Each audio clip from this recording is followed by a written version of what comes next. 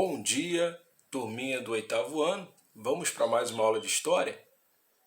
Nas últimas aulas nós estávamos tratando acerca do processo de independência do Brasil, né? Falamos sobre a volta de Dom João em 1821, resultado dele ter cedido à pressão da Revolução do Porto, que acontece em Portugal, pelos comerciantes que queriam a volta de Dom João e que o Brasil voltasse à categoria de colônia, haja vista que o Brasil havia ascendido ao patamar de Reino Unido. Dom João vai ceder à vontade dos portugueses e retornará a Portugal. Porém, ele deixa seu filho como príncipe regente do Brasil, Dom Pedro. Não bastasse a volta de Dom João, em janeiro de 1822, a Revolução do Porto também exigia a volta de Dom Pedro, o príncipe. E em janeiro desse mesmo ano, 1822, ele resolve ficar, e esse dia fica conhecido, né, como o Dia do Fico. E ele vai clamar à nação brasileira dizendo: se é para o bem de todos e felicidade geral da nação, diga ao povo que fico.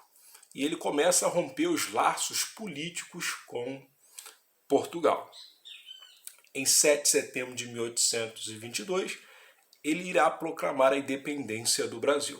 Mas antes disso, as medidas que ele vinha tomando já mostrava que esse fato era iminente, que realmente iria acontecer, como a perseguição àqueles que se voltaram contra o seu governo, mandando para Portugal os portugueses que eram contrário à sua atitude. E aí ele toma às margens do riacho do Ipiranga a decisão de emancipar o Brasil. Emancipação essa que não vai ser facilmente aceita pelos portugueses. Tanto é que houve batalhas não só no campo político, mas no campo realmente bélico entre Portugal e Brasil. E uma dessas batalhas é o que nós estaremos tratando na aula de hoje, a chamada Batalha do Genipapo. Foi uma batalha que aconteceu no estado do Piauí, no atual município de Campo Maior. Foi uma batalha travada entre os sertanejos piauenses contra tropa portuguesa liderada por Major João José da Cunha. Foi uma batalha de um dia apenas, dia 13 de março de 1823, mas uma batalha muito desigual, né? Enquanto o marechal, ou melhor, o major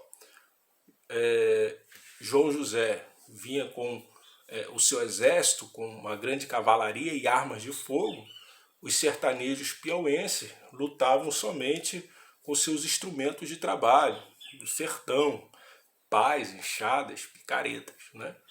E, de fato, o major português, o seu exército, irá vencer essa batalha, mas não a guerra, né? Mas não a guerra.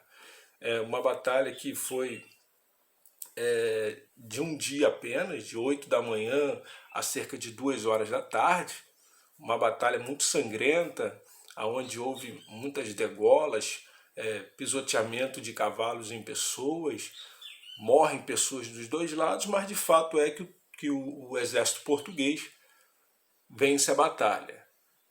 Mas como já tinha dito, não venceu a guerra. Por quê? Numa tática de guerrilha, os sertanejos piauenses, eles armam um ataque, um assalto às tropas portuguesas, logo após a batalha, e vão saquear suas armas, o seu dinheiro, né, e vão deixar o exército português fragilizado. Devido a isso, haverá grande número de desertores e eles, com medo de não conhecer aquela área, muitos irão embora, e José da Cunha, o major, ele se vê na obrigação de se retirar aquilo que restou da sua tropa, e os piauenses acabam saindo vitoriosos e saem como heróis nesse conflito. Conflito de um dia, porém que marcou a história, e mais uma vitória dos brasileiros sertanejos piauenses contra as tropas portuguesas. Os portugueses só irão aceitar de fato e oficializar a independência do Brasil em 29 de agosto de 1825, no chamado Tratado de Paz e Aliança, aonde o Brasil fica obrigado a pagar 2 milhões de libras ao governo português como indenização de dependência. Coisa essa, valor esse que será pago pelos ingleses, né, que viam com bons olhos essa independência devido ao tratado de comércio, devido ao comércio estreito que tinha com o Brasil desde a liberação dos portos amigos, assinado por Dom João, que ao vir para o Brasil assinou liberando os ingleses a comercializarem direto com o Brasil. E os ingleses irão pagar esse valor, e aí está a primeira dívida externa do Brasil, ou seja, o Brasil já nasce na sua independência com uma dívida de 2 milhões de libras aos ingleses. E assim o Brasil vence mais uma das batalhas contra os portugueses e, aos olhares do português, essa data marca definitivamente o rompimento de Portugal com aquela que era a sua colônia mais rentável. Tá bom, gente? Por hoje é só.